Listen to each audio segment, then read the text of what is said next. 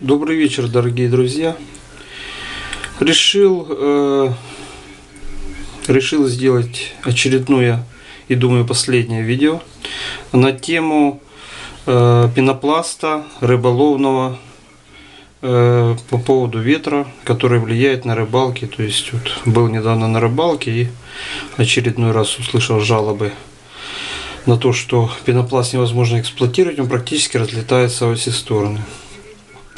В предыдущем своем видео я представил такой вот тубус в виде шприца, который, собственно говоря, работает. Но были небольшие недостатки. Это, то есть, вот эта вот верхняя резиночка, то есть приподнимая, когда мы накалывали пенопласт, уже частично пенопласт вылетал. То есть иногда, не весь, но верхний ряд вот этот возле резиночки все же 1-2 пенопластика бывало, что вылетало, и то есть приходилось придерживать палочками. То есть этот проект был немножко сыроват, вот. Но однако за неимением других каких-то приспособлений я продолжал пользоваться этим проектом, и в очередной раз, набивая, так скажем так, шприцы пенопластом, готовясь к рыбалке, я все же решил задуматься, как это все исправить.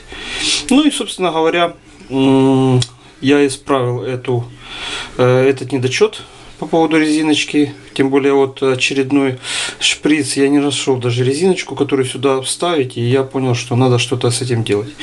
Вот. И я, значит, придумал новый, так сказать, новую свою такую выдумку, которая уже более, ну, скажем так, продуманная. И, собственно говоря, решает все проблемы абсолютно с другим пенопластом. То есть мы можем доставать абсолютно по одному пенопласту, не боясь, что разлетится весь остальной, даже в верхнем ряду и так далее и тому подобное. Вот, значит, пенопласт используется мелкий. То есть это практически не самый мелкий, ну где-то около среднего, да, то есть это уже каждому свое. Можете использовать просто другие размеры шприца и так далее. В данном случае использую чуть больше мелкого, почти средний. Вот, значит, шприц у нас размером в 10 кубов. Вот, ну тут вот есть еще даже немножечко 12, вот, ну 12-10 кубовый шприц. Вот, в него, я считаю, вот самое оптимально помещается средний пенопласт. Значит, смотрите, что мы делаем.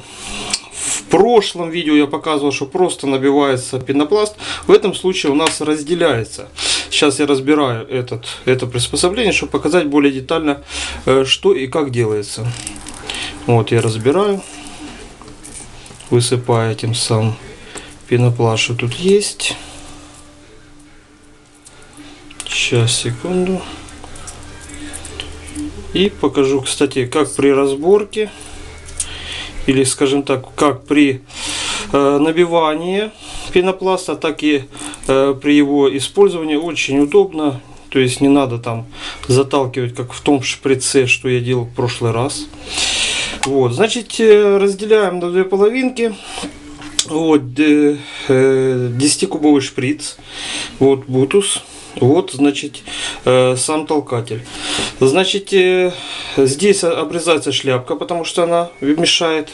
Также я кончик не отрезал, но, собственно говоря, ему надо срезать, чтобы он просто не мешал. Значит, делается небольшой срез здесь в виде квадратика. Вот, чтобы в этот срез свободно проходил пенопласт верхней части. Вот, дальше на самом поршне толкателе прорезается на расстоянии, ну, где-то, скажем так, пол сантиметра, да, вот, ну, под размер пенопласта прорезаются ребра. Ребра прорезаются практически полностью, ну где-то до миллиметра оставляется. Прорезается чем? То есть техническим ножом, то есть нельзя его прорезать, потому что канцелярским ножом, потому что потом трудно сюда завести веревочку. Значит, прорезается это пилой по металлу или пилкой по металлу, то есть прорезается по окружности здесь, вот здесь. Ну, в общем, все ребра по окружности ровно. И вот так прорезаются также все ребра через каждые, ну, чуть больше полсантиметра. В зависимости, какой пенопласт вы используете.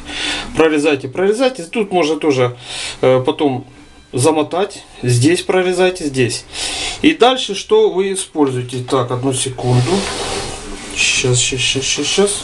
Немножечко я не подготовился.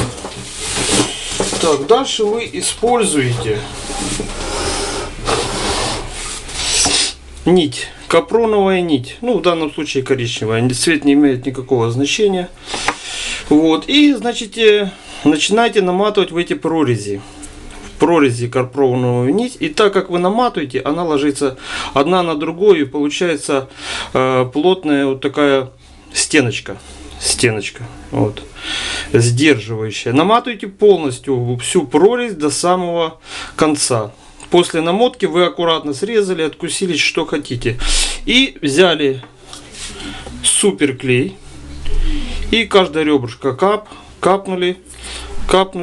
Ну и так вот каждое ребрышко вы намотали. Ну, можно поровнее все это сделать, чтобы поделикатнее и так далее. Вот. После намотки всего по периметру шприца вы вставляете это все вовнутрь. Сейчас, секунду. И начинаете набивать все пенопластом. Берете пенопласт, вставляете в квадратик, прорезанный вами же, проворачиваете и опять вставляете. Опять проворачиваете, опять вставляете.